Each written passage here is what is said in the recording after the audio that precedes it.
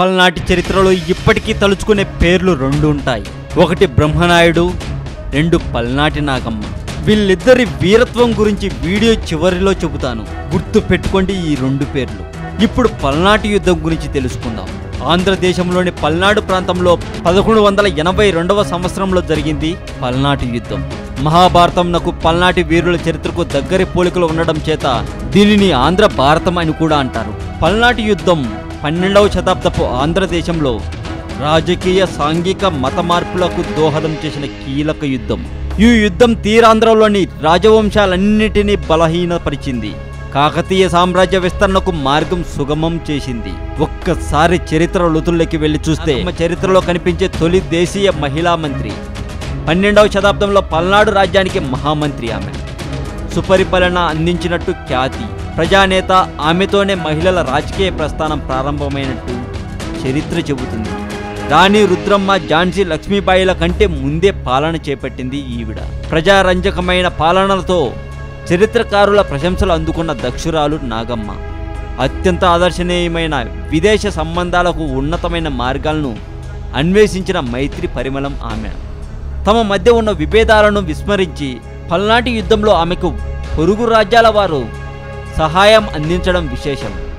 ఇది ఆమె రాజకీయ చతురతకు నిదర్శనం. ఆమె ఖడ్గధారి అయిన యోద్ధ.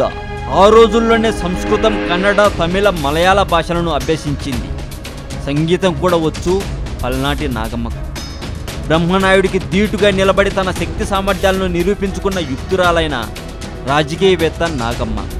బ్రహ్మనాయుడి వ్యూహాలను ఛేదిస్తూ తన ప్రభువు నలగామ రాజును, రాజ్యాన్ని కాపాడింది అమ్మ. రాజ్యం ముక్కలు కాకుండా అడ్డుకుంది కూడా. పల్నాటి చరిత్ర తొలి వీరగాథ. అందులో కీలక పాత్ర నాగమ్మదే. పల్నాడులో ఒకవైపు నాగమ్మ, మరోవైపు బ్రహ్మనాయుడు నాయకులుగా ఉండి జరిపించిన యుద్ధం పల్నాటి యుద్ధం. ఈ యుద్ధం జరిగిన రణస్థలి గుంటూరు జిల్లాలోని కారంపూడి.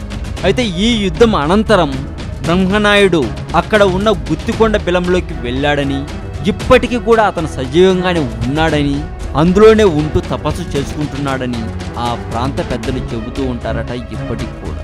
పల్నాటి చరిత్ర ఇంతటితో అయిపోలేదు, ఇంకా చాలా విషయాలున్నాయి. ఆ విషయాలన్నీ మరో వీడియోలో పబ్లిష్ చేస్తాను.